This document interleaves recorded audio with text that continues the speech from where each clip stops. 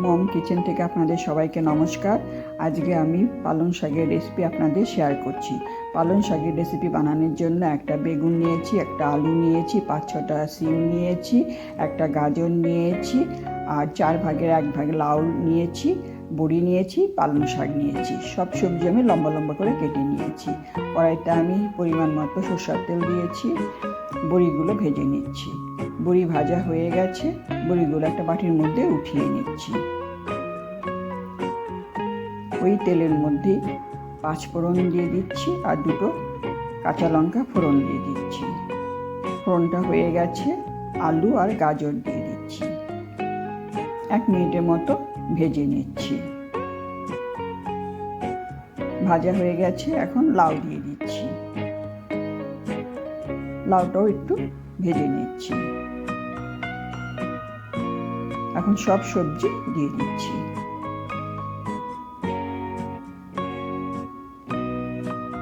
সব মিলিয়ে নিচ্ছি।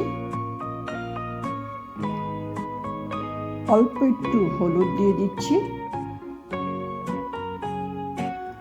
আর পরিমাণ মতো নুন দিয়ে মিনিট 2 সবজিটা আমি মিডিয়াম ফ্লেমে ভেজে নিচ্ছি।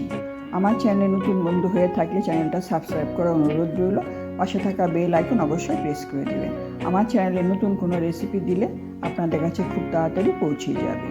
সবজিগুলো ভাজা হয়ে গেছে, এখন পালং শাক দিয়ে দিচ্ছি।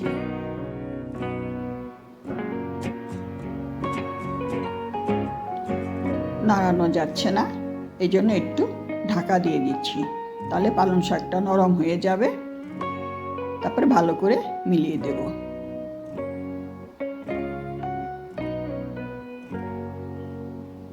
ঢাকা উঠিয়ে নিচ্ছি। পালং শাকটা নরম হয়ে গেছে, এখন সব সবজির সাথে পালং শাকটা ভালো করে মিলিয়ে দিচ্ছি।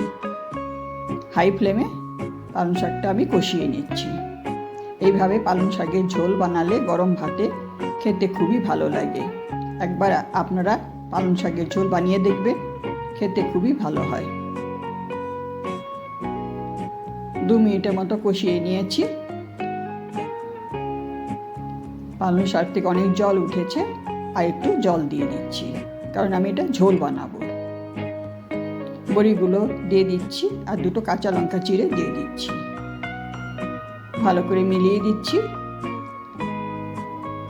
মিডিয়াম ফ্লেমে 5 মিনিটের জন্য ঢাকা দিয়ে দিচ্ছি।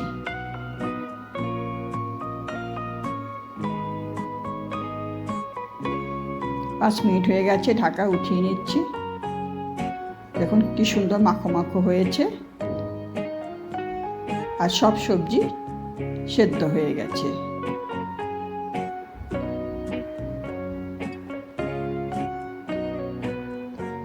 হাফ চামচের মতো চিনি দিয়ে দিচ্ছি। একটু চিনি দিলে খেতে ভালো লাগে, মিষ্টি মিষ্টি ভালো লাগে। উপর দিয়ে একটু ধনেপাতা দিয়ে দিচ্ছি। মিলিয়ে দিচ্ছি। পালং শাকের ঝোল রেডি। গ্যাস বন্ধ করে পরিবেশন করছি।